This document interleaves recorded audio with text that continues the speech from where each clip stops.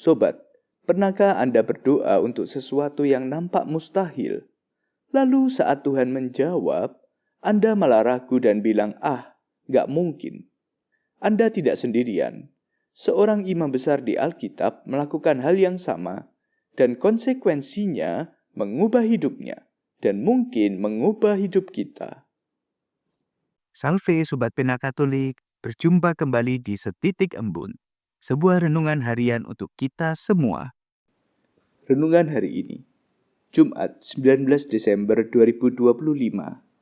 Bacaan Injil diambil dari Injil Lukas bab 1 ayat 5 sampai dengan 25.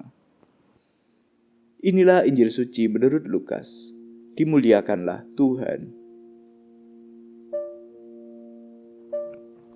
Di zaman Herodes, Raja Yudea, hiduplah seorang imam yang bernama Zakaria dari kalangan Imam Abia. Istrinya juga berasal dari keturunan Harun, namanya Elisabet. Keduanya hidup benar di hadapan Allah dan hidup menurut segala perintah dan ketetapan Tuhan dengan tidak bercacat. Tetapi mereka tidak mempunyai anak, sebab Elisabet mandul dan keduanya telah lanjut usia. Sekali peristiwa, waktu tiba giliran kelompoknya, Zakaria melakukan tugas sebagai imam di hadapan Allah, sebab ketika diundi sebagaimana lazimnya untuk menentukan imam yang bertugas, dialah yang ditunjuk untuk masuk ke bait Allah dan membakar ukupan di situ. Pada saat pembakaran ukupan itu, seluruh umat berkumpul di luar dan sembahyang. Maka tampaklah kepada Zakaria seorang malaikat Tuhan berdiri di sebelah kanan mezbah pembakaran ukupan. Melihat kejadian itu, Zakaria terkejut dan menjadi takut.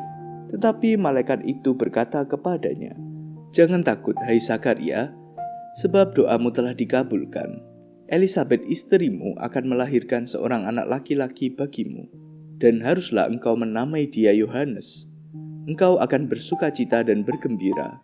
Bahkan, banyak orang akan bersukacita atas kelahirannya, sebab ia akan besar di hadapan Tuhan, dan ia tidak akan minum anggur atau minuman keras. Ia akan penuh dengan Roh Kudus mulai dari rahim ibunya. Ia akan membuat banyak orang Israel berbalik kepada Tuhan, Allah mereka. Dan ia akan berjalan mendahului Tuhan dalam roh dan kuasa Elia, untuk membuat hati para bapa berbalik kepada anak-anaknya, dan hati orang-orang durhaka kepada pikiran orang-orang benar. Dengan demikian, ia menyiapkan suatu umat yang layak Tuhan." Lalu kata Zakaria kepada malaikat itu, "Bagaimanakah aku tahu bahwa hal ini akan terjadi? Sebab aku sudah tua dan istriku pun sudah lanjut umurnya." Jawab malaikat itu kepadanya, "Akulah Gabriel yang melayani Allah. Aku telah diutus untuk berbicara dengan engkau dan untuk menyampaikan kabar baik ini kepadamu. Sesungguhnya engkau akan menjadi bisu dan tidak dapat berkata-kata sampai kepada hari semuanya ini terjadi, karena engkau tidak percaya akan perkataanku, yang pada waktunya akan terbukti kebenarannya." Sementara itu orang banyak menanti-nantikan Zakaria. Mereka begitu heran bahwa ia begitu lama berada dalam bait suci. Ketika ia keluar dan tidak dapat berkata-kata kepada mereka, mengertilah mereka bahwa ia telah melihat suatu penglihatan di dalam bait suci. Lalu Zakaria memberi isyarat kepada mereka, sebab ia tetap bisu. Ketika selesai masa tugasnya, ia pulang ke rumah. Tak lama kemudian mengandunglah Elisabet istrinya, dan selama 5 bulan ia tidak menampakkan diri. Katanya, "Inilah suatu perbuatan Tuhan bagiku. Sekarang ia berkenan menghapuskan aibku di depan orang." Demikianlah sabda Tuhan. Terpujilah Kristus.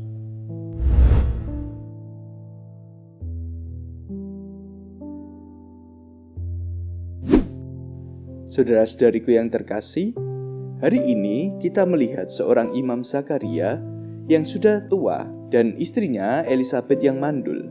Namun ada kabar gembira bagi Zakaria di masa tuanya. Zakaria akan memiliki anak dari Elisabet istrinya. Zakaria dan Elisabet adalah pasangan yang hidup benar, taat pada hukum, namun terbebani oleh aib sosial terbesar di zaman itu, yakni tidak punya anak. Doa mereka mungkin sudah lama berubah dari harapan menjadi kepasrahan yang pahit. Dalam kesucian bait Allah, Zakaria mendapat penampakan dan janji yang luar biasa dari malaikat Gabriel. Doamu telah dikabulkan. Elisabet akan melahirkan seorang anak laki-laki. Namun inilah yang menarik untuk kita renungkan bersama. Zakaria meresponi kabar gembira itu dengan ketidakpercayaan, dan ia harus menjadi bisu karenanya. Sobatku yang terkasih, mari kita bayangkan sejenak. Bayangkan kita sedang mendaki gunung dan untuk sampai ke tujuan, kita harus melewati jembatan gantung menghubungkan dua tebing. Anda sudah berdiri di depan jembatan itu. Saat itu sangat sepi. Jembatan itu nampak tua dan nampak kurang meyakinkan. Lalu di sana ada plang yang menyatakan bahwa jembatan ini dijamin aman dilewati selama 10 tahun dan tertulis juga tahun pembuatannya yang ternyata masih 5 tahun usianya. Sobat, apakah Anda akan percaya dan melangkah?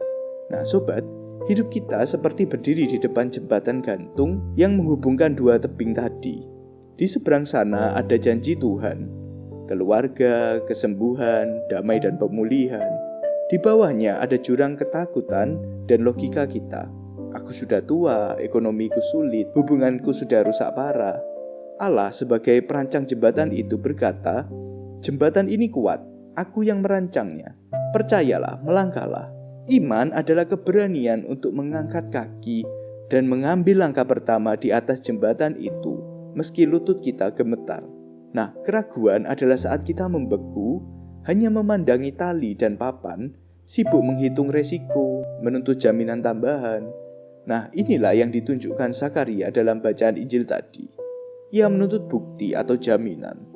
Sobat, respons ini sangat kontras dengan seseorang yang mendapat kabar gembira serupa, Maria.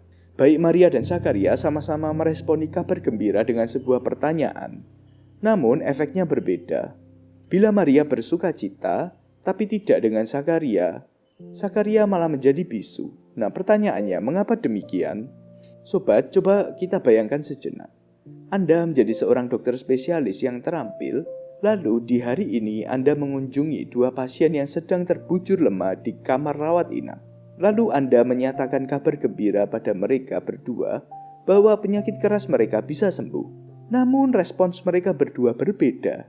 Yang pertama mengatakan, bagaimana dok supaya saya bisa sembuh? Lalu Anda makin semangat dan menceritakan bagaimana prosesnya supaya ia bisa sembuh. Namun pasien yang satunya lagi malah menjawab, ah dok, apa jaminannya saya bisa sembuh? Penyakitku ini kan sudah kronis. Bertahun-tahun aku sudah berobat tapi tak ada hasilnya. Nah, bagaimanakah respon sobat sebagai dokter untuk pasien kedua ini? Nah, seperti itulah kira-kira perbedaannya antara pertanyaan Maria dan Zakaria. Pertanyaan Maria yang bertanya bagaimanakah mungkin itu terjadi sebab ia belum bersuami, didasarkan pada hatinya yang percaya, lalu mencari jawaban atas imannya itu.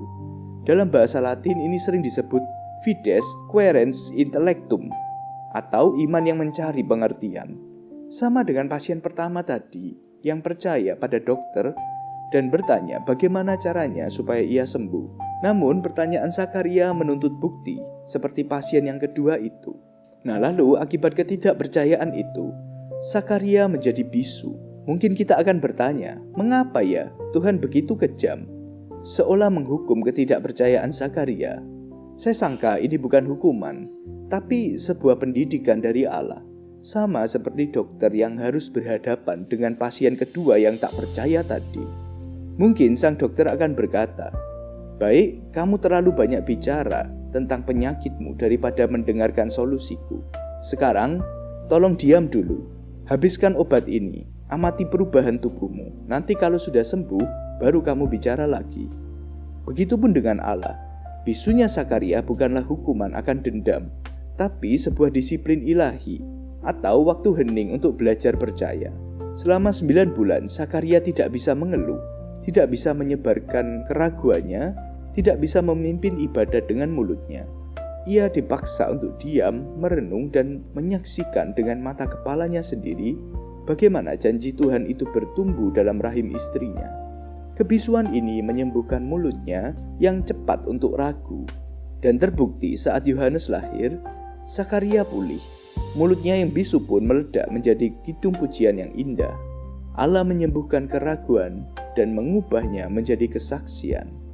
Sobatku yang terkasih, ketidakpercayaan kita membuat kita bukan hanya tak bisa bergerak melangkah, tapi juga menghambat kita dalam bersaksi. Kita pun akan menjadi bisu saat jatuh dalam ketidakpercayaan ini. Sehingga tanpa iman, kita tak dapat ikut ambil bagian dalam perjuangan Kristus untuk membangun kerajaannya dan mewartakan keselamatan pada sesama kita. Sama seperti Zakaria yang tak bisa lagi bercerita akan Allah pada orang banyak karena kebisuannya. Maka mari kita jujur di hadapan Allah dan memeriksa batin kita. Saat menghadapi masalah berat, apakah saya tipe pasien yang bertanya dalam iman, bagaimana caramu menolongku Tuhan, seperti Maria, atau tipe yang tak percaya, mana mungkin kau bisa menolongku, seperti Zakaria?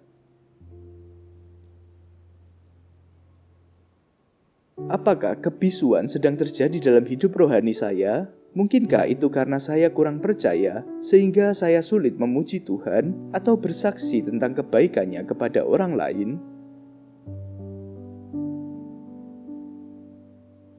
Saudara-saudariku yang terkasih, Tuhan tidak anti pada pertanyaan kita. Dia rindu kita bertanya untuk mengerti, bukan bertanya untuk menguji. Dan percayalah, Allah tidak membuang orang yang ragu. Ia mendidiknya. Jika saat ini Anda merasa bisu karena masalah, kecemasan, atau keraguan, jangan putus asa. Gunakan waktu hening ini untuk mengamati karya Tuhan yang senyap dalam hidup Anda. Mari kita ubah keraguan menjadi kepercayaan. Marilah kita berdoa. Dalam nama Bapa dan Putera dan Roh Kudus. Amin. Allah Bapa yang Maha Kuasa, sumber segala kesetiaan dan kesabaran, kami bersyukur atas sabda-Mu yang hidup hari ini. Terima kasih untuk kisah Zakaria dan Maria yang menjadi cermin bagi hati kami. Melalui mereka, Engkau mengajarkan perbedaan antara keraguan yang mematikan dan iman yang mencari pengertian. Terima kasih juga untuk pengajaran-Mu yang penuh kasih dan kesabaran, yang bahkan dalam kebisuan pun Engkau tetap mendidik dan memulihkan. Ampunilah kami ya Bapa, jika seandainya selama ini kami sering meragukan kuasa-Mu. Mungkin kami terlalu sering menuntut bukti sebelum melangkah, atau mungkin kekhawatiran duniawi telah membuat kami bisu dan berhenti mewartakan kebaikan-Mu kepada sesama. Oleh karena itu ya Bapa, curahkanlah rahmat Roh Kudus-Mu. Ubahlah keraguan kami menjadi keberanian seperti Bunda Maria yang berkata, "Terjadilah padaku menurut perkataan-Mu." Bimbinglah kami agar berani melangkah di atas jembatan iman meskipun kami takut, dan pulihkanlah suara hati kami agar kami dapat kembali bersaksi tentang kemuliaan-Mu dengan sukacita. Semua ini kami mohonkan kepadamu dengan rendah hati, demi kemuliaan nama-Mu dan dengan pengantaraan Yesus Kristus, Tuhan dan Juru Selamat kami. Amin. Dalam nama Bapa dan Putera dan Roh Kudus. Amin. Salve, Tuhan Yesus memberkati kita semuanya.